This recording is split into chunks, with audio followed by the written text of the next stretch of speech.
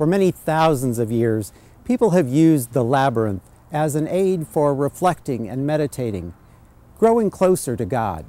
And ancient forms have been found all over the world.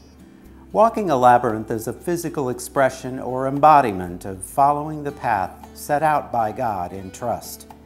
In medieval Europe, many of the great cathedrals encouraged those who could not make a pilgrimage to Jerusalem to circle the church in a rite known as the Stations of the Cross. The last few years have seen a resurgence of interest in the usage of labyrinths. Frank and Shirley Schilling purchased around 15 acres of Indiana farmland in St. John. They personally had been moved by a shrine in Groom, Texas that included sculptures by bronze artist Mickey Wells. Frank began to conceive a plan for developing a meditative garden that would include Wells' sculptures depicting Jesus' journey, calling it the Shrine of Christ's Passion. Frank stresses the fact that the shrine was built for people of all faiths. We tried to get the feeling of what it would be like 2,000 years ago, walking in the footsteps of the Lord, And we thought, well, bronze figures, why don't we bring in some rocks that look like they're in the Holy Land? So we started with 4 or 5 semis and ended up with 80 of them.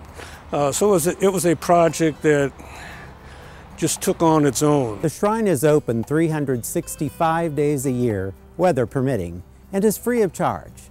To aid people with mobility issues, several golf carts are available by reservation. To preserve the site for all, the Schillings ask that visitors leave pets at home. The walk is approximately 1/2 mile in length over pebbled concrete. 80 truckloads of boulders from Wisconsin were brought to the scene, and thousands of trees and shrubs have been planted. An original musical score, appropriate to each location, was written and recorded and adds to the experience. Frank and I started the walk through the shrine at the site of the Last Supper, as Jesus celebrated Passover with his disciples. At each scene, the story of Christ's sacrifice unfolds in an audio recording by veteran journalist Bill Curtis.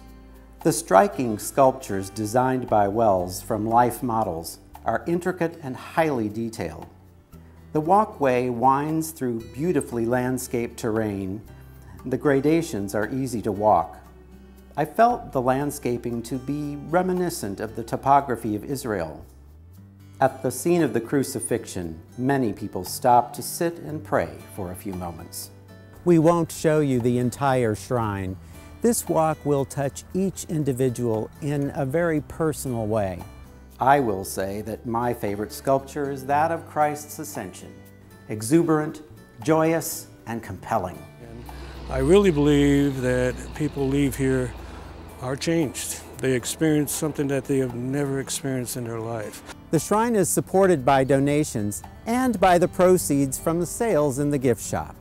Here, it's Christmas all year round, with a large selection of creches, ornaments, and other festive items.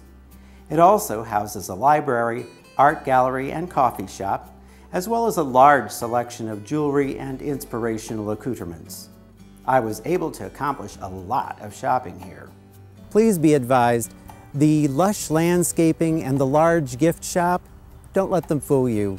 This is not an amusement park.